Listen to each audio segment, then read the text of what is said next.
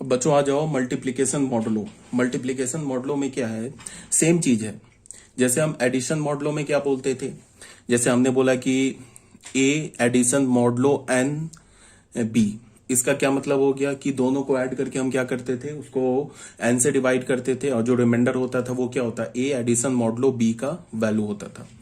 तो मल्टीप्लिकेशन मॉडलों में भी क्या है, ये सेम है। इसमें क्या है, हमारे पास सेम है, वहां हम ऐड करते थे, यहाँ क्या करेंगे, मल्टीप्लाई करेंगे। यहाँ पे हमारे पास क्या बोल रहा है, let n be a positive integer. N हमारे पास कोई पॉजिटिव इंटीजर है ग्रेटर देन 1, वही बात, a b belongs to Z n. अगर मैंने बोला a b belongs to Z n, इसका मतलब कि जेड एन जो सेट होगा उसमें एलिमेंट क्या होंगे, 0 से लेके n-1 तक। ठीक है, then we define multiplication modulo. Multiplication modulo n को हमने क्या बोलेंगे, ऐसे डिफाइन करते हैं। एडिशन के केस में क्या था, यहाँ पे प्लस आता था, और मल्टीप्लीकेशन मॉडलो में क्या करेंगे, यहाँ पे माइनस आएगा। क्लियर है ये बात, कोई प्रॉब्लम नहीं है। ठीक है, तो हमने क्या किया, a multiplication modulo n b, इसका क्या मतलब हुआ, least non negative remainder when a b is divided by n. जब हम ए बी को एन से डिवाइड करेंगे तो क्या होगा, जो लीस्ट नॉन निगेटिव रिमाइंडर होगा वो उसका वैल्यू हो जाएगा। फॉर एग्जाम्पल अगर मैं बोलूं कि 4 मल्टीप्लीकेशन मॉडलो 5 3, इसका क्या मतलब होगा, least non negative remainder when 4 into 3 12 को जब हम 5 से डिवाइड करेंगे। 4 मल्टीप्लीकेशन मॉडलो 5 3, इसका क्या मतलब हुआ, 4 इंटू 3 12, 12 को 5 से डिवाइड करेंगे, रिमाइंडर क्या होगा 2। सेम काम है, 4 इंटू 6 24, मल्टीप्लीकेशन मॉडलो 8 है, तो 24 को जब हम 8 से डिवाइड करेंगे तो क्या होगा, रिमाइंडर 0, तो ये 0 आ गया। अब हमने एक मल्टीप्लीकेशन मॉडलो 10 लिया, तो इसमें क्या हो जाएगा, ऑन द सेट। ठीक है, सेट हमने Z10 सेट नहीं लिया है, हमने सेट S पर लिया है। अगर Z10 सेट लेता ना तो उसमें एलिमेंट क्या होते हैं, 0 से लेकर 9 तक। बट यहाँ पे क्या है, हमने मल्टीप्लीकेशन मॉडलो 10 लिया है, किस सेट में, सेट S में। सेट S क्या हमारा 2 4 6 सेट। अब the composition table of multiplication modulo 10 on S is given below. इसका क्या दे रखा है, मल्टीप्लीकेशन मॉडलो दे रखा है, देख लो। 2 4 6 8 ले लिया हमने, कंपोजिशन टेबल बना लिया। इसमें क्या हो गया, 2 4 6 8, 2 4 6 8, 2 को 2 से मल्टीप्लाई करेंगे 4, 4 को 10 से अगर हम डिवाइड करेंगे तो रिमाइंडर क्या होगा 4। 2 को 4 से मल्टीप्लाई करेंगे 8, 8 को 10 से डिवाइड करेंगे, 8 छोटा है ना 10 से, तो रिमाइंडर क्या हो जाएगा 8। ऐसे हमने बना लिया मल्टीप्लीकेशन मॉडलो 10। ठीक है, we make the following observation. फिर वही बात, देखो ये हमारा प्रिंसिपल डायगोनल है 4 6 10। ठीक है, ये प्रिंसिपल डायगोनल हो गया। प्रिंसिपल डायगोनल के अबाउट देख लो 8 4 8 8 4 8। हमारा कंपोजिशन टेबल क्या है, सिमेट्रिक है। तो इसका क्या मतलब है कि ये जो मल्टीप्लीकेशन मॉडुलो n है ये कम्यूटेटिव है। पहली बात आ गई समझ में। उसके बाद क्या बोला जा रहा है, ये क्या बोल रहा है, all the entries of the table are element of S. ये जो भी एंट्री देख रहे हो ना तुम, 4 8 2 6, ये जो भी एंट्री देख रहे हो ये किसका है, ये तो हमारा 2 4 6 सेट इसी सेट एस का है। इसका क्या मतलब है कि ये जो हमारा एक बाइनरी ऑपरेशन है। फिर प्रिंसिपल डायगोनल के अबाउट सिमेट्रिक है, इसका क्या मतलब, कम्यूटेटिव है। फिर उसके बाद तुम देखो 2 4 6 सेट किधर दिख रहा है, ये दिख रहा है ना 2 4 6 सेट। तो 6 के क्रॉसपॉन्डिंग हम लोग कॉलम देखते हैं, तो कॉलम में क्या आ रहा है हमारा 2 4 6 सेट। फिर यहाँ 6 के क्रॉसपॉन्डिंग ये रो देखो 2 4 6 सेट। तो 6 के क्रॉसपॉन्डिंग जो कॉलम है ना 2 4 6 सेट, ये कॉन्साइड कर रहा है एक्सट्रीम लेफ्ट कॉलम से। और यहाँ 6 के क्रॉसपॉन्डिंग जो है 2 4 6 सेट, ये कॉन्साइड कर रहा है एक्सट्रीम जो अपर कॉलम है उससे कॉन्साइड कर रहा है। इसका मतलब क्या हो गया, आइडेंटिटी एलिमेंट क्या हो गया, 6 हो गया। फिर तुम रो वाइज देखो 4 8 2 6, हर रो में 6 दिख रहा है, हर कॉलम में 6 दिख रहा है। इसका क्या मतलब हो गया, 6 इज द आइडेंटिटी एलिमेंट। ये भी बात आ गई समझ में। तो सॉरी, हर रोज हर कॉलम में 6 दिख रहा है। इसका क्या मतलब हुआ, ईच एंड एवरी एलिमेंट, जितने भी एलिमेंट है ना of set S is invertible. Set S के जितने भी एलिमेंट है, ये जो सेट एस है इसके जितने भी एलिमेंट है ये क्या है, इन्वर्टेबल है। ठीक है, अब मान लो कि अगर हमें 6 का 8 का इनवर्स चाहिए, 8 का इनवर्स क्या है, तो सबसे पहले आइडेंटिटी एलिमेंट क्या है 6, तो 8 में गए। अगर रो वाइज देखना है तो क्या हुआ, 8 के यहाँ गए 6, 6 के ऊपर क्या मिल गया 2। तो इसका क्या मतलब हो गया, 8 का इनवर्स क्या हो गया 2, और 2 का इनवर्स क्या हो गया 8। फिर यहाँ पे देख लो, अगर कॉलम से देखना है तो कॉलम में देखो 8 यहाँ पे गए, इसके नीचे आए कॉलम में हमें 6 मिल गया, तो 6 का इनवर्स क्या हो गया 2 हो गया। सिंपल है, कहीं से भी देख लो। फिर उसके बाद इनवर्स भी हमें पता चल गया, यही बोल रहा है the row headed by 6 coincide with the top most row and the column headed by 6 coincide with the leftmost column, their intersection is 6, so 6 is the identity element. अब देखो, since each row and each column consist of identity element 6, so each element of S is invertible. S के जितने भी element है invertible है, क्यों है? Because जितने भी रोज है, जितने भी कॉलम्स हैं, उसमें आइडेंटिटी एलिमेंट 6 है, तो हर एक एलिमेंट क्या हो गया? इन्वर्टेबल हो गया। 2 और 8, इस पे अगर मैं मल्टीप्लीकेशन मॉडुलो 10 लेता हूं तो क्या हो जाएगा? 2 8 जा 16, 16 को अगर 10 से डिवाइड करोगे तो क्या हो जाएगा? 6 रिमाइंडर हो जाएगा। ठीक है ना? तो इसका क्या मतलब है कि 2 का इनवर्स क्या हो गया? 8 हो गया, बिकॉज ये जो रिमाइंडर आ रहा है ये क्या आ रहा है? ये हमारा जो रिमाइंडर, ये तो आइडेंटिटी एलिमेंट आ रहा है ना, तो 2 का इनवर्स 8 हो गया। फिर क्या देख लो, 8 मल्टीप्लीकेशन मॉडुलो 10 2 लो, तो यहां भी क्या हो जाएगा? 16 को डिवाइड करोगे किससे? 10 से, तो रिमाइंडर क्या होगा? 6, तो 8 का इनवर्स 2 है। ठीक है, यही बोला जा रहा है। ये तो क्लियर होगा, इसमें कुछ नहीं है। एडिशन मॉडुलो समझ में आ गया, तो ये मल्टीप्लीकेशन मॉडुलो में कुछ नहीं है। मल्टीप्लीकेशन मॉडुलो, नोट में क्या लिखा है? मल्टीप्लीकेशन मॉडुलो n, इसको हम ऐसे लिखते हैं, is associative because the remainder when the integer this and this are divided by n are same. तो मल्टीप्लीकेशन मॉडुलो क्या होता है? वो एसोसिएटिव होता है। क्यों? बिकॉज a इंटू बी को n से डिवाइड करो, जो रिमाइंडर आएगा, फिर उस रिमाइंडर को c से मल्टीप्लाई करो, फिर उसको n से डिवाइड करो, जो रिमाइंडर आएगा वो सेम होगा। मतलब इसका वैल्यू सेम होगा, तो मल्टीप्लीकेशन मॉडुलो क्या होता है? वो एसोसिएटिव होता है। ठीक है, फिर उसके बाद क्या बोला जा रहा है? Composition table is helpless to determine the associativity of binary operation. ये तो ऑलरेडी मैंने बता रखा है कि कंपोजिशन टेबल से हम एसोसिएटिव, कोई बाइनरी ऑपरेशन एसोसिएटिव है या नहीं है, ये हम नहीं पहचान पाएंगे, मतलब ये नहीं निकाल पाएंगे। कॉम्पिटेटिव तो पता चल जाता है, बट एसोसिएटिव नहीं पता कर पाएंगे। ठीक है, ये भी हो गई बात। अच्छा, एक क्वेश्चन है, question number 1, do it yourself, ये खुद कर लेना। ठीक है, अब आ जाओ क्वेश्चन नंबर 2 में। क्वेश्चन नंबर 2 को देखो क्या बोल रहा है? Define a binary operation star. हमने एक बाइनरी ऑपरेशन स्टार डिफाइन किया ऑन द सेट ए। ये सेट ए क्या दे रखा है? 0 1 2 3 4 5। एज ए स्टार बी को हमने क्या बोला? ए प्लस बी मॉड 6। ए प्लस बी मॉड 6 बोलने का मतलब क्या हो गया? कि वही बात, एडिशन मॉडुलो 6 है। ये एडिशन मॉडुलो 6 है। इसका क्या मतलब होगा? दोनों ए और बी को ऐड करके 6 से डिवाइड करो, तो जो रिमाइंडर होगा वो क्या होगा? ए स्टार बी का वैल्यू होगा। ठीक है, show that 0 is the identity for this operation and each element of A of the set is invertible with 6 minus A being the inverse of A। क्या बोल रहा है कि हमने एक सेट A लिया 0 से लेके 5 तक, इस पे हमने addition modulo 6 binary operation apply किया, तो हमें क्या प्रूफ करना है कि 0 जो है वो आइडेंटिटी एलिमेंट है of this operation and each element of set A is invertible, और उसका इनवर्स क्या है? 6 माइनस A। अगर मैं ए का इनवर्स खोजूं ना, तो ए का इनवर्स क्या होगा? 6 माइनस ए। ये हमें प्रूफ करना है। तो एक तो क्वेश्चन इस फॉर्मेट में लिखा जा सकता है, दूसरा किस फॉर्मेट में लिखा जा सकता है वो बताया जा रहा है। A binary operation star on a set, एक बाइनरी ऑपरेशन हमने स्टार लिया किस सेट पर? सेट ए पर। सेम क्वेश्चन है ये जो क्वेश्चन है ना, ये क्वेश्चन नंबर 2 और करके लिखा हुआ, ऐसे भी पूछ सकता है, ऐसे भी पूछ सकता है। A binary operation star on the set 0 से लेके 5 तक लिया, इज डिफाइंड एज, कैसे डिफाइन किया है? ए स्टार बी को क्या बोला? वो ए प्लस बी के इक्वल होगा if a plus b is less than 6। अब तुम ऐसे देखो, अगर ए बी पर तुम एडिशन मॉडुलो 6 यूज करोगे, अगर मान लो ए और बी पर एडिशन मॉडुलो 6 यूज करोगे, मान लो ए का वैल्यू हमने 2 ले लिया और बी का वैल्यू 3 ले लिया, तो ए एडिशन मॉडुलो 6 क्या होगा? ए का वैल्यू हमने क्या ले लिया? ए का वैल्यू मान लो हमने a इज इक्वल टू, मान लो हमने 2 ले लिया, and b is equal to हमने क्या ले लिया? b इज इक्वल टू 3 ले लिया। तो हमने a एडिशन मॉडुलो 6 3 लिया, तो इसका क्या मतलब होगा? सॉरी, 2 एडिशन मॉडुलो 6 3, इसका क्या मतलब होगा? 5। ये 2 और 3 को क्या होगा? 2 और 3, 2 प्लस 3 5। 5 को किससे डिवाइड करोगे? 6 से, तो उसका रिमाइंडर, तो 5 को 6 से डिवाइड करोगे तो रिमाइंडर क्या होगा? 5 होगा। तो ये 5 मिल गया। इसको हम क्या बोल सकते हैं कि अगर a प्लस बी 6 से छोटा है, ठीक है, अगर a प्लस बी 6 से छोटा है, तो a एडिशन मॉडुलो 6 का वैल्यू क्या होगा? a प्लस बी के इक्वल होगा। अगर a प्लस बी 6 से छोटा है तो a एडिशन मॉडलो 6 का वैल्यू क्या होगा, a प्लस बी के इक्वल होगा।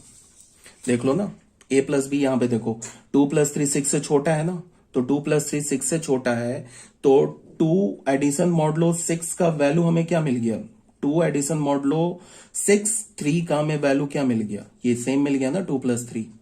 अगर हमने 3 ए का ए ले लिया, हमने मान लो 5 ले लिया, और हमने बी ले लिया क्या, 0 ले लिया, ठीक है, बिकॉज सेट में तो 0 भी है।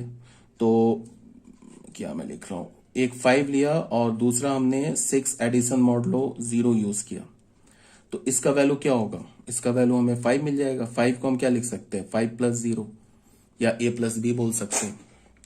तो यही बोला जा रहा है यहाँ पे कि a स्टार बी को हमने क्या बोला, ये सेम एडिशन मॉडलो 6 ही डिफाइंड हो रहा है यहाँ पे। ये एक तो एडिशन मॉडलो 6 बोल दिया, या फिर तुम ऐसे डिफाइन करो, सेम बात है। a स्टार बी किसके इक्वल होगा, a प्लस बी के इक्वल होगा if a plus b is less than 6। अगर a प्लस बी 6 से छोटा है तो क्या हो जाएगा, उसका सेम वैल्यू हो जाएगा। a plus b, a star b का वैल्यू क्या होगा, a प्लस बी। अब फिर क्या बोल रहा है कि a स्टार बी किसके इक्वल होगा, a प्लस बी माइनस 6 के इक्वल होगा इफ a प्लस बी या तो 6 के इक्वल है या तो 6 से ग्रेटर है। उसको तुम ऐसे देखो, मान लो अगर हमने ना a का वैल्यू 4 ले लिया एंड b का वैल्यू 5 ले लिया, तो a प्लस बी क्या हो जाएगा, a प्लस बी क्या हो जाएगा, 4 प्लस 5 किसके इक्वल होगा, 9 के इक्वल होगा, जो कि ग्रेटर है 6 से। तो अगर मैं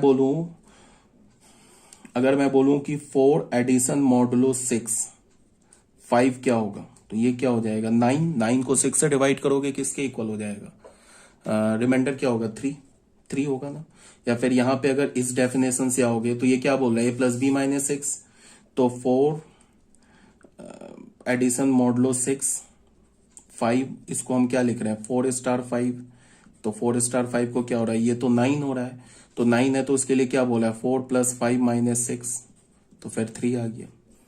समझ रहे हो बात को, सेम चीज डिफाइंड हो रहा है, एडिशन मॉडुलो 6 ही हमने यहां भी अप्लाई किया है। अब यहां पे हमें क्या दिखाना है कि शो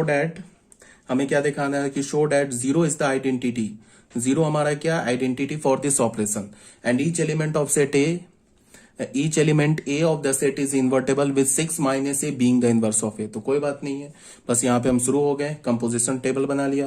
पहले A स्टार बी को हमने क्या बोला, A plus b mod 6, remainder when A plus b is divided by 6। तो 0 स्टार 1 का वैल्यू क्या होगा, 0 प्लस 1 क्या होता है 1, 1 को 6 से डिवाइड करेंगे, रिमाइंडर क्या होगा 1, तो 0 स्टार 1 का वैल्यू क्या हो गया, 1 हो गया। फिर 0 स्टार 1 निकाल लिया, 2 स्टार 3, ये सब निकाल के यहाँ पे हमने कंपोजिशन टेबल बना लिया। ठीक है, कंपोजिशन टेबल बनाएंगे तो ये हमारा क्या हो रहा है, जो प्रिंसिपल डायगोनल है, वो प्रिंसिपल डायगोनल क्या है उसके अबाउट हमारा देख लो, ये है ना प्रिंसिपल डायगोनल, ये है ना प्रिंसिपल डायगोनल, देख लो ये है प्रिंसिपल डायगोनल। प्रिंसिपल डायगोनल के अबाउट देख लो, सिमेट्रिक है 135, तो बिल्कुल सिमेट्रिक है। तो सिमेट्रिक है इसका मतलब क्या हो गया, ये हमारा कम्यूटेटिव हो गया, पहली बात। दूसरी बात क्या हो गया कि 0 के आगे रो देखो और 0 के नीचे कॉलम देखो, ये जो 0 के आगे जो रो है ये सबसे अपर रो के साथ कॉन्साइड कर रहा है, और 0 के नीचे जो कॉलम है सबसे लेफ्ट कॉलम के साथ कॉन्साइड कर रहा है। इसका क्या मतलब हो गया कि 0 इज द आइडेंटिटी एलिमेंट। फिर सारे रो में देख लो, रो वाइज देख लो 0 मिल जाएगा, सारे कॉलम वाइज देख लो 0 मिल जाएगा। इसका क्या मतलब हो गया कि each and every element is invertible. ठीक है, अब मान लो हमें 3 का इनवर्स निकालना है, तो 3 का इनवर्स कैसे होगा, 3 के आगे देखेंगे कहाँ आइडेंटिटी एलिमेंट मिला 0, और 0 के ऊपर गए तो क्या मिला हमें 3, तो 3 का इनवर्स 3 हो गया।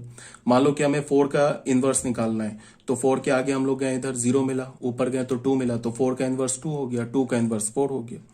ठीक है, ऐसे भी देख सकते हो, ये तो ऑलरेडी बताया जा चुका है, वही बात ये कहानी लिखी हुई है। अब यहां पे क्या बोल रहा है कि प्रूफ करो कि 6 माइनस ए जो है ए का, ये तो मैंने बता दिया ना तुम लोगों को कि इनवर्स, ये तो ऑलरेडी पता चल गया। अब बोल रहा है कि प्रूफ करो कि ए का इनवर्स 6 माइनस ए है। तो ठीक है, पहले इसको देख लो क्या बोला जा रहा है। We observe that the first row coincide with the top most row and the first column coincide with the left most column. ठीक है, ये जो फर्स्ट रो है ये कॉन्साइड कर रहा है टॉप मोस्ट रो के साथ, और ये जो फर्स्ट कॉलम है कॉन्साइड कर रहा है लेफ्ट मोस्ट कॉलम के साथ। इसका क्या मतलब हुआ कि 0 is the identity element. At their intersection we have 0, इस दोनों का इंटरसेक्शन क्या है, इस रो का और इस कॉलम का इंटरसेक्शन 0 है, तो 0 इज द आइडेंटिटी एलिमेंट। ठीक है, so 0 is the identity element. Also each row column contain the identity element, so each element of A is invertible. सारे रो और सारे कॉलम जो है उसमें आइडेंटिटी एलिमेंट 0 है, तो इसका क्या मतलब हुआ कि each element of set A is invertible. ठीक है, और आइडेंटिटी एलिमेंट हमें क्या मिल गया, 0। अब हमने क्या किया, हमें प्रूव करना है ना कि ए का इनवर्स 6 माइनस ए है। तो अगर मैं ये दिखा दूं A star 6 minus A is equal to 6 minus A star A is equal to 0, अगर ये मैंने दिखा दिया तो प्रूफ हो जाएगा कि ए का इनवर्स क्या है, 6 माइनस ए, और 6 माइनस ए का इनवर्स क्या है, ए। तो ए स्टार 6 माइनस ए, इसका क्या मतलब है, दोनों को ऐड करके 6 से डिवाइड करना है। ठीक है, तो इस दोनों को a प्लस 6 माइनस ए क्या हो जाएगा, 6 को 6 से डिवाइड करोगे तो रिमाइंडर 0 आ जाएगा। तो हो गया, a का इनवर्स क्या हो गया, 6 माइनस ए, प्रूफ हो गया, सिंपल था। ठीक है, फिर अगर या तुम 6 माइनस ए स्टार ए लोगे तो इसको क्या करोगे, 6 minus A plus A divided by 6, तो 6 माइनस ए प्लस ए करोगे तो 6 आएगा। 6 को 6 से डिवाइड करोगे तो रिमाइंडर 0 आएगा, अगेन आइडेंटिटी एलिमेंट। तो ए का इनवर्स क्या हो गया, 6 माइनस ए, और 6 माइनस ए का इनवर्स क्या हो गया, ए। ठीक है, ये भी हो गया क्वेश्चन। अब क्वेश्चन नंबर 3 में क्या बोल रहा है, construct the composition table for the composition of the function O. एक हमें कंपोजिशन टेबल बनाना है, किस सेट पे, हमने एक कंपोजिशन टेबल बनाना है, और बाइनरी ऑपरेशन क्या दे रखा है, कंपोजिशन ऑफ फंक्शन। ये बाइनरी ऑपरेशन दे रखा है, हमें कंपोजिशन टेबल बनाना है। हमने ये जो बाइनरी ऑपरेशन है ना, कंपोजिशन ऑफ फंक्शन, ये किस सेट पर अप्लाई किया, सेट एस पर। सेट एस क्या हमारा, F1 F2 F3 F4 और 4 फंक्शंस। ठीक है, from see the set of all complex number two itself. देखो हमने 4 फंक्शन लिया, F1 F2 F3 F4, ये चारों फंक्शन जो है कॉम्प्लेक्स नंबर से कॉम्प्लेक्स नंबर पे डिफाइंड है। फिर हमने एक सेट एस बना लिया, बाइनरी ऑपरेशन हमने कंपोजिशन ऑफ फंक्शन लिया, इसका हमें कंपोजिशन टेबल बनाना है। ठीक है, फिर हमने फंक्शन F1 को क्या डिफाइन किया कि F1 में कोई भी Z डालोगे, कोई भी कॉम्प्लेक्स नंबर डालोगे, सेम कॉम्प्लेक्स नंबर आ जाएगा। F2 में कॉम्प्लेक्स नंबर डालोगे, माइनस के साथ आ जाएगा। मतलब अगर मैं 2 + 3 आयोटा डालू ना तो -2 -3 आयोटा आ जाएगा। F3Z किसके इक्वल है, 1/Z के इक्वल है। F4Z किसके इक्वल है, -1/Z के इक्वल है, for all Z belongs to C। हमें क्या करना है, कंपोजिशन टेबल बनाना है। तो यहां पे क्या है, in order to construct the composition table we write the element F1 F2 F3, वही बात है in the horizontal row column. Horizontal row column में हमने क्या कर लिया, as well as the vertical column and fill up the cells with the composition given below। मतलब इसकी बात कर रहा है, यहाँ पे हमने ना ऐसे करके बना लिया, F1 F2 F3 F4 यहाँ डाल दिया, F1 F2 F3 F4 यहाँ डाल दिया। अब हमें इस कॉलम को कैसे फिल करेंगे, F1 कंपोजिशन F1 लेंगे, फिर इसको कैसे करेंगे, F1 कंपोजिशन F2, इसको कैसे करेंगे, F2 कंपोजिशन F3, वो यहाँ आ जाएगा। तो उसके लिए ये सब हमने कैलकुलेट किया है। ठीक है, for any Z belongs to complex number, F1 composition F1Z क्या होगा, F1, और यहां पे क्या आ जाएगा, F1 का आर्गुमेंट क्या हो जाएगा, F1Z। F1Z का क्या गिवन है, देख लो, F1Z क्या गिवन है, Z के इक्वल गिवन है, तो F1Z की जगह Z डाल दिया, तो फिर हमें क्या मिल गया, F1Z। तो F1Z, तो हमें क्या मिला, F1 composition F1Z is equal to F1Z। इसका क्या मतलब है, F1 कंपोजिशन F1 फंक्शन के इक्वल है, यही मतलब हुआ ना। देखो सारे function F1 F2 F3 F4 सब Z से Z में डिफाइंड है। इसका मतलब क्या हो गया कि F1 कंपोजिशन F1 भी Z से Z में होगा, F1 कंपोजिशन F3 भी Z से Z में होगा, F3 कंपोजिशन F4 भी Z से Z में होगा। ठीक है, तो सारे फंक्शन का डोमेन को डोमेन तो इक्वल है। उसके बाद यहां हमने क्या प्रूव कर दिया कि F1 composition F1Z is equal to F1Z। इसका मतलब देखो F1 कंपोजिशन F1, इसका भी डोमेन को डोमेन Z से Z में है, F1 का भी डोमेन और को डोमेन Z से Z में है। तो डोमेन को डोमेन तो इस दोनों फंक्शन का इक्वल है। और उसके बाद हमने फॉर्मूला भी सेम कर दिया, हमने उसके क्रॉसपॉन्डिंग, डोमेन के क्रॉसपॉन्डिंग हर एक एलिमेंट का इमेज भी सेम दिखा दिया। तो यहां से हमें क्या मिल गया, F1 composition F1 is equal to F1 मिल गया, F1 कंपोजिशन F2 F2 मिल गया, F2 कंपोजिशन F1 किसके इक्वल हो गया, F2 के इक्वल हो गया, F1 कंपोजिशन F3 किसके इक्वल हो गया, F3 के इक्वल हो गया। तो ये सब कैलकुलेशन किया हुआ है, ये सब कर लेना। जैसे यहाँ पे किया ना कैलकुलेशन, वो सेम कैलकुलेशन यहाँ पे किया हुआ है। जैसे हमें F2 कंपोजिशन F2 लेना है, तो इसको हम क्या लेंगे, F2, आर्गुमेंट में क्या आ जाएगा, F2Z किसके इक्वल है, माइनस जेड के इक्वल है, और यहाँ पे F2Z माइनस जेड के इक्वल है, तो F2 ऑफ माइनस जेड किसके इक्वल होगा, फिर माइनस जेड के, बट यहाँ पे z का काम माइनस जेड कर रहा है, तो ये माइनस माइनस कैंसिल होकर z आ गया, तो हमें क्या मिला, F2 composition F2Z is equal to F1Z। F2 composition F2 का भी डोमेन कोडोमेन Z से Z में है, F1 का भी डोमेन और कोडोमेन Z से Z में है, और यहां हमने क्या दिखा दिया कि डोमेन के हर एक एलिमेंट के क्रॉसपॉन्डिंग उसका इमेज भी सेम है।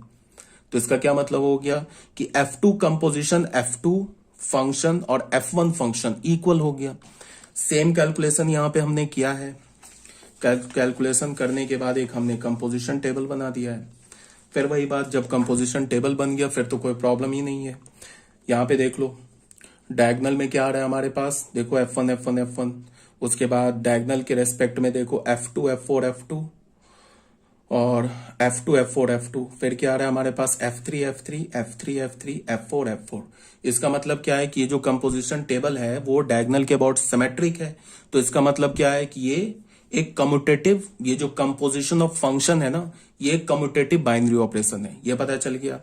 फिर उसके बाद क्या है कि ये तुम देखो F1 F2 F3 F4, ये जो रो है F1 के क्रॉसपॉन्डिंग जो रो है ये टॉप मोस्ट रो के साथ कॉन्साइड कर रहा है, और ये F1 के क्रॉसपॉन्डिंग जो कॉलम है ये लेफ्ट मोस्ट कॉलम के साथ कॉन्साइड कर रहा है। तो इस रो और इस कॉलम का इंटरसेक्शन क्या है, ये F1, यही है ना F1 इंटरसेक्शन। इसका क्या मतलब हो गया कि F1 जो है ना वो आइडेंटिटी एलिमेंट हो गया। फिर हर एक रो में देखो यहां भी F1, यहां भी F1, यहां भी F1, यहां भी F1, कॉलम वाइज देखो F1 है। इसका क्या मतलब हो गया कि each and every element of set, कौन सा सेट हमने लिया है, सेट S इज इन्वर्टेबल। अब किसी का भी इन्वर्स निकालना है, देख लो F4 का इन्वर्स निकालना है, तो F1 कहाँ है, यहाँ है, F1 के ऊपर देख लो F4, तो F4 का इन्वर्स F4 हो जाएगा। F3 का इन्वर्स देखो यहाँ F1 है, ये F3 का इन्वर्स F3 हो जाएगा। ठीक है, मतलब क्या है कि जो F फंक्शन का इन्वर्स क्या हो जाएगा, सेम फंक्शन F1 का इन्वर्स क्या हो जाएगा F1, F2 का इन्वर्स क्या हो जाएगा F2, F3 का इन्वर्स क्या हो जाएगा F3, F4 का इन्वर्स क्या हो जाएगा F4। ठीक है, the table is symmetrical about the diagonal, so composition of function is commutative. F1 is the identity element for composition of function on set S. The composition of function is associative. So composition, अब यहां पे क्या है, एक बात और मैंने बताया था ना कि कंपोजिशन ऑफ फंक्शन जो होता है वो एसोसिएटिव होता है। ठीक है, ये बताया है। और ये जो हमारा बाइनरी ऑपरेशन ये क्या है, कंपोजिशन ऑफ फंक्शन है। इसका मतलब क्या है कि ये जो बाइनरी ऑपरेशन है ना, कंपोजिशन ऑफ फंक्शन, ये एसोसिएटिव भी है, ये कम्यूटेटिव भी है। ठीक है, एसोसिएटिव वी हैव क्या है, F1 कंपोजिशन F1 किसके इक्वल हो गया, F1 के, इसका मतलब F1 का इनवर्स F1 है। ये तो ऑलरेडी यहीं से पता चल रहा है कंपोजिशन टेबल से। फिर F2 कंपोजिशन F2 किसके इक्वल, F1 के इक्वल है, इसका मतलब F2 का इनवर्स F2 है। फिर F3 कंपोजिशन F3 किसके इक्वल, F1 के इक्वल है, इसका मतलब F3 का इनवर्स F3 है। F4 कंपोजिशन F4 किसके इक्वल, F1 के इक्वल है, इसका मतलब F4 का इनवर्स F4 है। तो ये सारी बात है, आई होप क्लियर होगा। अगर कोई डाउट है, अभी भी मन में दिमाग में कोई विचार है, कोई डाउट है, कुछ पूछना है, तो जब हमारी क्लास हो उस समय पूछ सकते हो, पहली बात। और हमारा जो ये फंक्शन चैप्टर है ऑलमोस्ट बोर्ड लेवल का कंप्लीट है। अगर तुम इसको ध्यान से देखोगे, जो मैंने बताया है, तुम्हें जो PDF सेंड किया है और जो वीडियो लेक्चर, अगर इसको ध्यान से तुमने देखा है तो ऑलमोस्ट जेईई मेंस के भी 90% क्वेश्चन सॉल्व हो जाएंगे। कुछ कंसेप्ट एक्स्ट्रा है जो बताना है, जैसे पीरियोडिक फंक्शन हो गया, फिर दो फंक्शंस का शिफ्टिंग ऑफ ग्राफ हो गया, फिर ट्रांसफॉर्मेशन हो गया, कुछ इंपॉर्टेंट है कंसेप्ट। फिर ग्राफ से हम डोमेन रेंज कैसे देखते हैं, ये सब टॉपिक है जो जेईई मेंस एडवांस के लिए है, तो उसको हम ITF के साथ ये कवर करेंगे। अभी अगर तुम इतना भी अगर फंक्शन कर लोगे ना, तो जेईई मेंस के ऑलमोस्ट 90% क्वेश्चन निकल जाएंगे। जो कंपोजिशन ऑफ फंक्शन पढ़ाया या जो भी मैंने तुम्हें टॉपिक पढ़ाया ना अभी फंक्शन का, इससे निकल जाएंगे। ठीक है, फिर ओके, हमारा ये चैप्टर है बोर्ड लेवल जो है फंक्शन चैप्टर, ये कंप्लीट हो गया है।